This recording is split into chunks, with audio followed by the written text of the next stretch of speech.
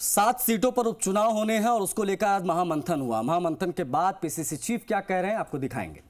राज्यसभा में इनको आईना दिखाने का काम किया केंद्र की सरकार को, और यहाँ पर जूली साहब के नेतृत्व में हमने राजस्थान की विधानसभा में जिस प्रकार से इनको घेरने का काम किया था, और जो हमारी पूर्व सरकार है कांग्रेस की सरकार, उसने जो अच्छी योजनाएं यहाँ पर प्रदेश की जनता के वेलफेयर के लिए दी थी, विकास के काम कराए थे, उनको भी आप लोग याद कर रहे हैं। और 9 महीने में ही पूरी तरीके से ये सरकार विफल हो गई है।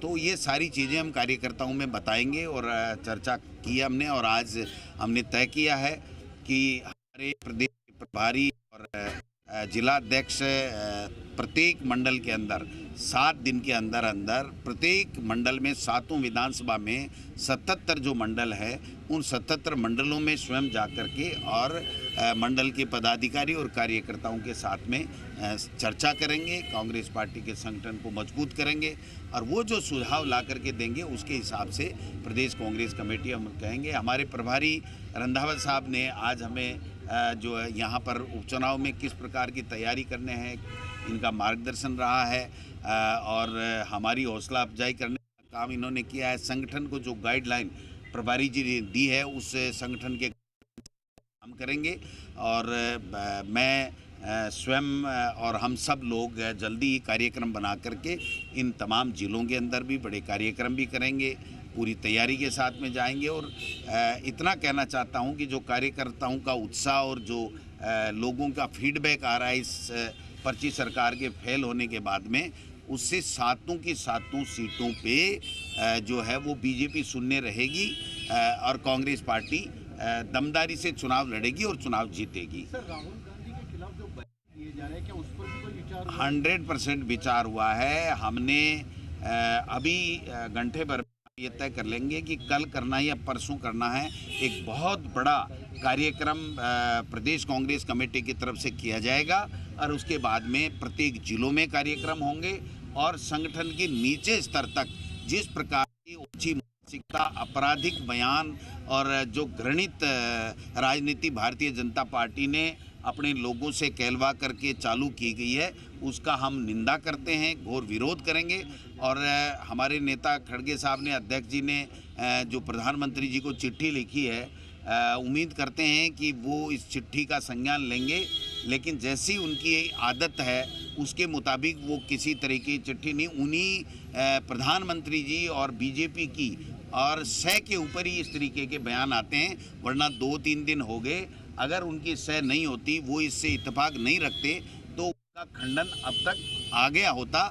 तो ऐसे में हम इस कार्यक्रम को या इस धरने प्रदर्शन को हम प्रदेश से शुरू करके अंतिम छोर तक, बूथ के लेवल तक, हम ब्लॉक के लेवल तक इसको ले जाएंगे और इनको बता देंगे कि किस प्रकार से कांग्रेस का कार्यकर्ता अपने नेताओं के खिलाफ इस तरह की अपमानजनक टिप्पणी सहन नहीं करें। जी, आज जो मीटिंग हुई है इसके अंदर क्या गठबंधन जी ऑडियो में डिस्टर्बेंस आ रहा है? हम 7 के 7 चुनाव कांग्रेस पार्टी लड़ेगी, 100% लड़ेगी। पार्टी आलाकमान गठबंधन का फैसला करता है, इंडिया गठबंधन जो है वो फैसला करता है। वो जो फैसला करेगा उसको तो 100% पार्टी का संगठन मानेगा ही मानेगा, मानता भी है, मानना भी।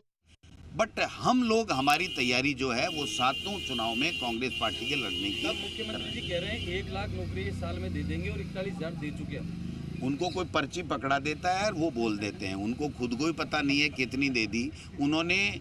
मैं मांग करता हूं भारतीय जनता पार्टी से और इस सरकार से कि आपने इस सरकार बनने के बाद में कितनी विज्ञप्ति निकाली और कितनी परीक्षाएं आयोजित कराई और कितने रिजल्ट निकाल करके कितने लोगों को नियुक्ति दी। जो ये बता रहे हैं ये सारी की सारी 99% वो नौकरियां हैं जो हमने प्रिपेयर करके देती थी, केवल उनको जगह अलॉट करनी थी, इसके अलावा कुछ भी नहीं करना था। अगर ऐसे ही मिल रहे हैं तो ये 4 लाख तो शायद 12 महीने में ही दे देंगे, फिर कम पड़ जाएंगी, इनकी घोषणा दोबारा करनी पड़ेगी इनको।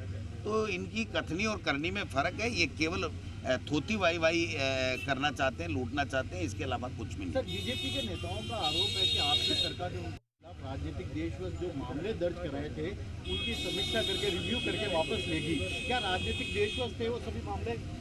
राजनीतिक द्वेष से होते तो हाईकोर्ट में स्टे क्यों लाना पड़ता उनको? और जो भी हाईकोर्ट में उनको जाकर के कहना चाहिए कि साहब ये राजनीतिक द्वेष था, प्रमाणित करना चाहिए। तो मैं समझता हूँ कि ये तो क्या माहौल बनाने का काम कर रहा है, वो तो अभी कोई काम कर रहा है। आप बताइए कौन सा मंत्री ढंग से बोल रहा है, क्या बोल रहा है?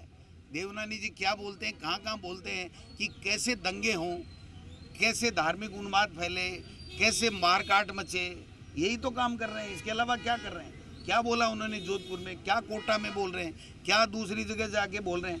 उनको शिक्षा का जिम्मा दिया है, शिक्षा के नवाचार की बात करें। ये अनर्गल बयानबाजी करके वो क्या हासिल करना चाहते हैं?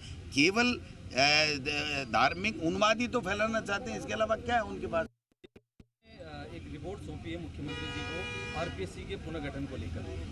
भाई हमें तो पता नहीं, अखबारों से पता चल रहा है। वैसे भी कॉन्स्टिट्यूशनल पर बैठा हुआ व्यक्ति कैसे रिपोर्ट लाके आया, कैसे सौंपी है, क्या करेंगे नहीं करेंगे। हम तो ये कह रहे हैं कि आरपीएससी को सीपी जोशी जी, राजेंद्र जी राठौड़, इन्होंने पद पे रहते हुए ये कहा था कि हम भंग करेंगे, दोबारा आरपीएससी